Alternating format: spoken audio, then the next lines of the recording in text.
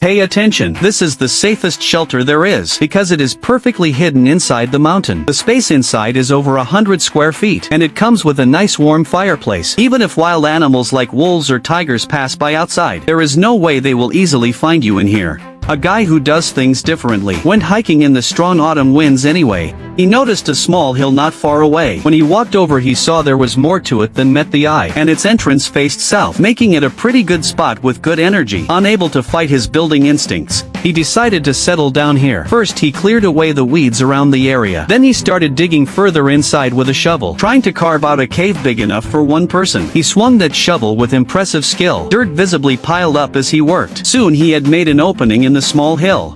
Then he went looking for some small scraggly trees. Since they could not grow into flowers, he might as well use them to build a shelter. The man quickly gathered a large pile. After getting them all cut and ready, he started the building phase. Because he had prepared plenty of materials, he felt no need to hold back while building. After marking out a suitable entrance, he decided to use the doorway as a pivot point and start building in an effective way, so the whole shelter would feel much more open. He lined up thin wooden sticks neatly in a row, covering the entire cave opening.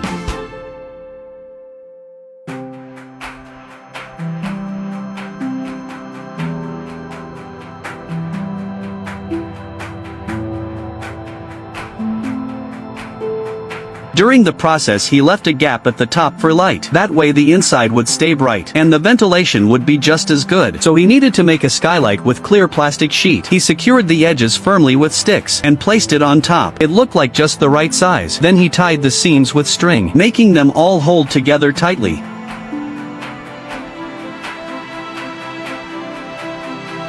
You could tell the man was pretty satisfied with it. Then he used wooden pegs to reinforce one side, after filling in the gaps on the side. This temporary shelter was starting to take shape. The man covered everything with black plastic tarp. That took the waterproofing to the next level. He then brought over the wooden pegs he had made, and used them to pin down the edges around the corners.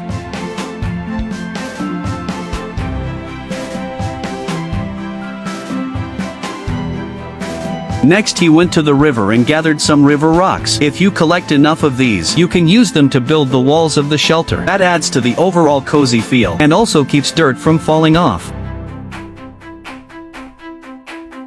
After filling in most of the gaps, he found a quiet corner, planned out the rough shape, and started digging again with his shovel. Since this was a shelter deep inside a cave, keeping it warm had to be done right, so sleeping at night would feel more secure. The man used a few thin sticks to make a frame, then stacked stones and clay around it. In his opinion, a fireplace built this way not only keeps in heat well, but also looks pretty good. While he was talking to himself, he gathered a bunch of dry tree bark. Same as before, he lit a fire to dry out the fireplace. As a thin wisp of smoke rose from the chimney, he went ahead and reinforced the doorway again. Being meticulous, he used clay to reseal every nook and cranny. That would make installing a door much easier later. Out here, besides plenty of wood, there is also endless moss. This stuff is nature's perfect crack filler. If you collect enough of it, you can cover the whole shelter with it. No way any draft will get through. After sealing up the entire doorway, now this shelter was completely blended into nature. To make himself even more comfortable for sleeping, the man cut a bunch of logs and custom-made a solid wood bed for himself. He carefully layered some moss on top. This would be his single bed out in the wild. Now this shelter, hidden deep inside the mountain, was guaranteed to go unnoticed by anyone passing by. To make it even more hidden, he continued to scatter some reddish fallen leaves evenly around the shelter. Now that the whole shelter was done, he could give everyone a tour.